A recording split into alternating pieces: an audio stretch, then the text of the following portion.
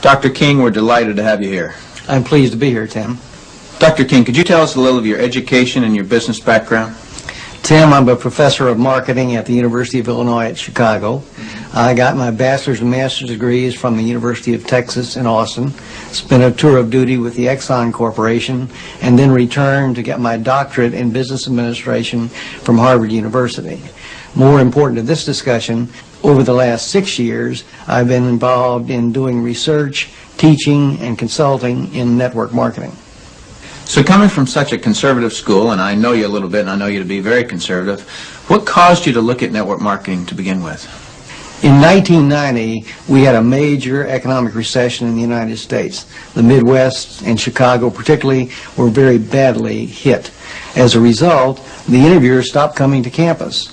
We were graduating hundreds of students a semester, and they weren't getting jobs.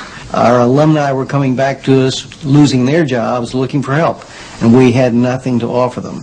Now, I started looking, because of my background in business consulting, at alternative career paths. I went out and I looked at starting your own business, at home-based businesses. I looked at franchising. I looked at direct selling.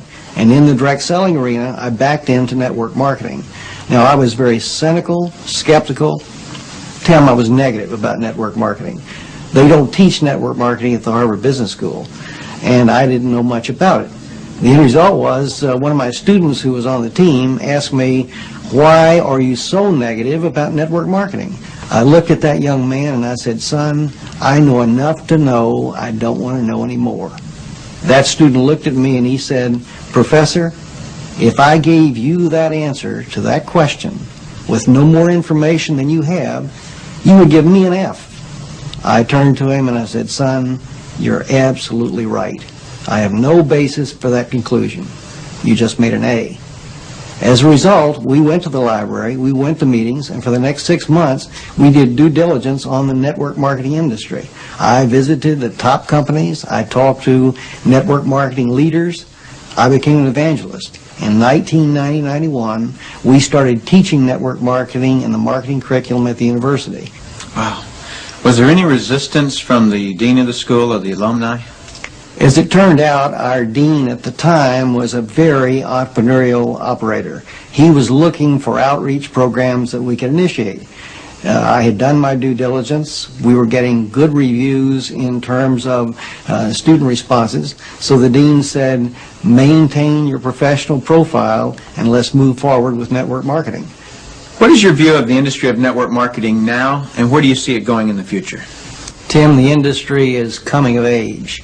Today, we have computer and management information systems, which makes it possible for a network marketing company to organize a sales force so effectively that we can make a sale in Korea in Korean won, instantaneously convert that Korean won sale into US dollar sale, post that to a distributor's commission account in the United States, and pay that distributor in a week.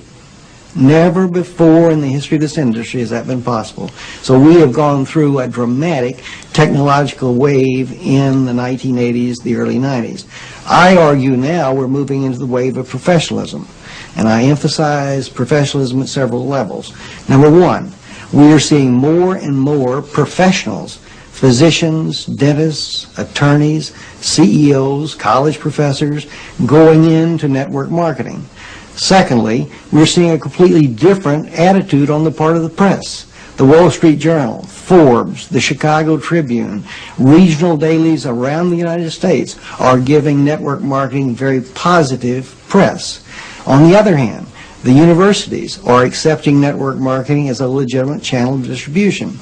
The University of Illinois Chicago has offered the first certificate seminar in network marketing in the history of the industry. The University of Houston is going to be sponsoring network marketing as part of their outreach entrepreneurial programs. We are seeing more and more community colleges setting up network marketing courses on their campuses.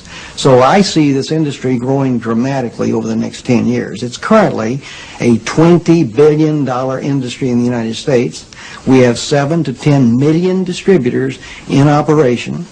We're expanding globally into Asia, into South America, into Europe.